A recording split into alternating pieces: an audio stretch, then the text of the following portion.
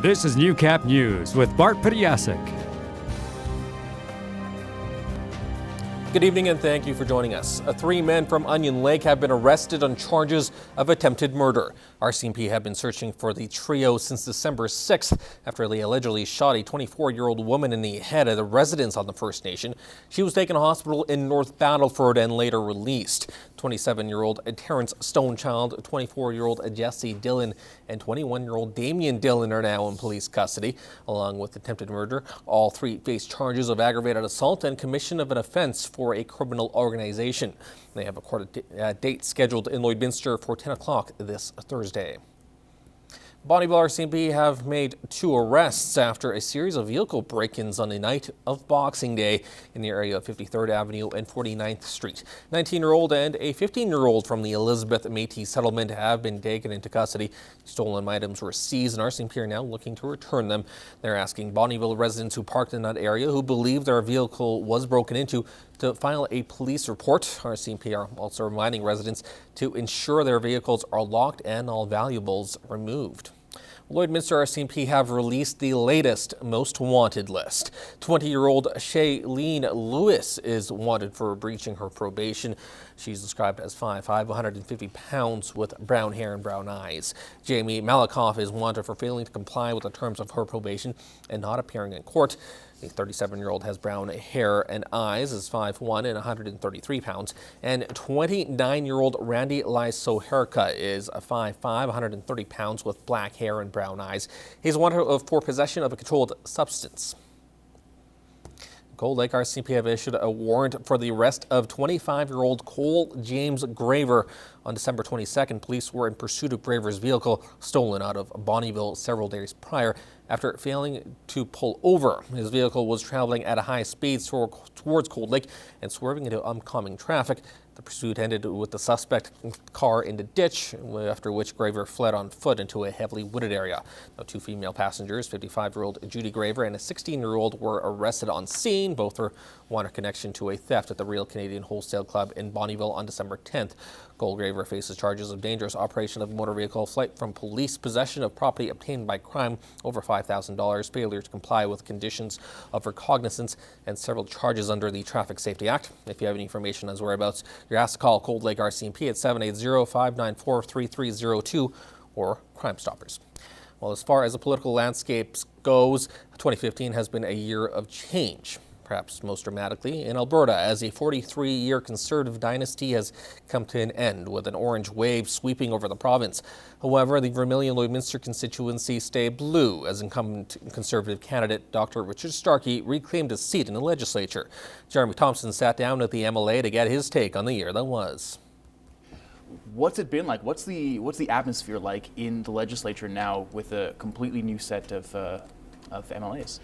It's certainly a change, there's no question about that, but we've embraced the role of opposition members. Opposition in our parliamentary democracy has got a critical role in holding the government to account, and ultimately our role over the next 3.5 years roughly is to try to improve the governance of our province. We have members, we're the most experienced caucus in the legislature, and I think over time, as the new government has discovered that being in government just isn't that simple, they are actually turning to us more and more for advice. Now, they don't always take that advice, but we're certainly prepared to offer it and prepared to work constructively with government. Absolutely. And you mentioned that experience, and it was fairly evident, apparently, when they brought forward Bill 6. Mm-hmm. So this is maybe the most serious topic of 2015 for the NDP anyway. They had huge backlash. The basic intent of the bill to provide protection for employed farm workers in the event of injury or a fatality, just about everybody you talk to agrees with that. That's not the issue here. Certainly farm safety is not the issue here. The issue here is all the other things that the bill might or might not provide for, and that's the problem. You mentioned the intent there behind the bill, and it is generally positive, good intentions there, absolutely. Right? Poor execution. Terrible.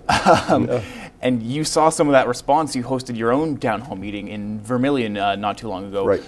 What sort of things were people bringing up there?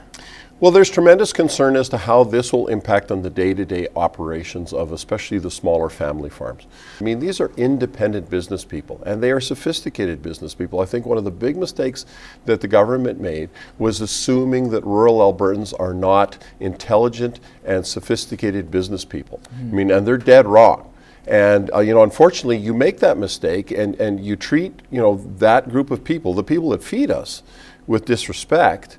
And they're not going to be happy about it, and with good reason. And so I'm not surprised at all by the backlash. Now we have a bill that we have to work with, and we have to try to make it, we have to mitigate the damage, if you like, as much as possible, and help the government try to explain their way out of this. But this is a mess of their own making. All right, so just very quickly here, we got about 30 seconds. I'm looking at bold predictions for 2016 from you.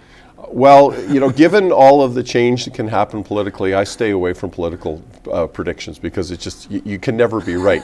But I do predict on the sports that the Riders will win more games, the Eskimos will win fewer games, and the Oilers will win more games in 2016 than they did in 2015. How's that? That's good. I guess we wish all the best to all those sports teams and yourself in 2016. Thanks again so much for coming in. Thanks, Jeremy. With enrollment up and talks of wanting a new school, Aubrey Patterson, the Deputy Director of Education, gives us a look at Catholic school divisions past year and what they're looking forward to in 2016. Annika Notfate sat down with him and has more.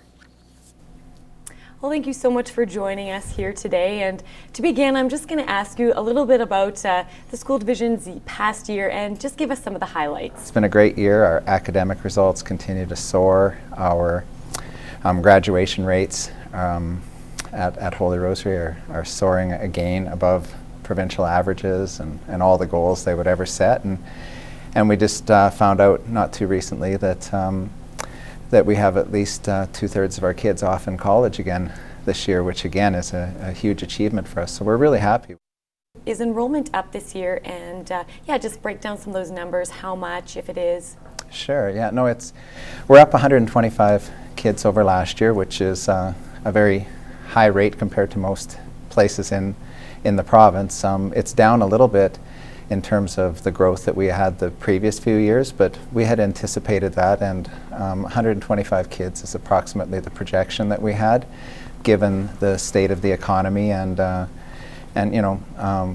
basically the way the community was flowing over the last year. So one thing that people sometimes miss in our community is that every 2 or 3 years in our school division we grow about the size of a large elementary school. So it's been good, predictable, and sustainable. And that being said, growing the size of an elementary school, would you be looking to build this next year, or what kind of steps would you take in the coming year if you were to build another school? Oh, we'd love to build 2 or 3. We have been working diligently locally, both within our own school division and with Lloydminster Public School Division, to try bring more opportunities, for building projects to the city. We definitely would love to have a new elementary school, but there are a number of other places in Saskatchewan and Alberta that would love that. And we certainly need to expand Holy Rosary very soon, as we're already much over capacity there. So. Okay, and when you say that you work with the Lloydminster Public School Division, what exactly does that look like? Well, we signed a memorandum of agreement to collaborate on a project. We don't really know much what that project would look like at this point. Probably some shared facilities or spaces, but certainly 2 distinct schools. It's not really easy to describe it right now because we're really just at the brainstorming stage. And again, this is all local. This hasn't gone beyond Lloydminster. We're a long ways from any approvals or any even requests for approvals at this point. Thank you so much for joining us today. Thank you.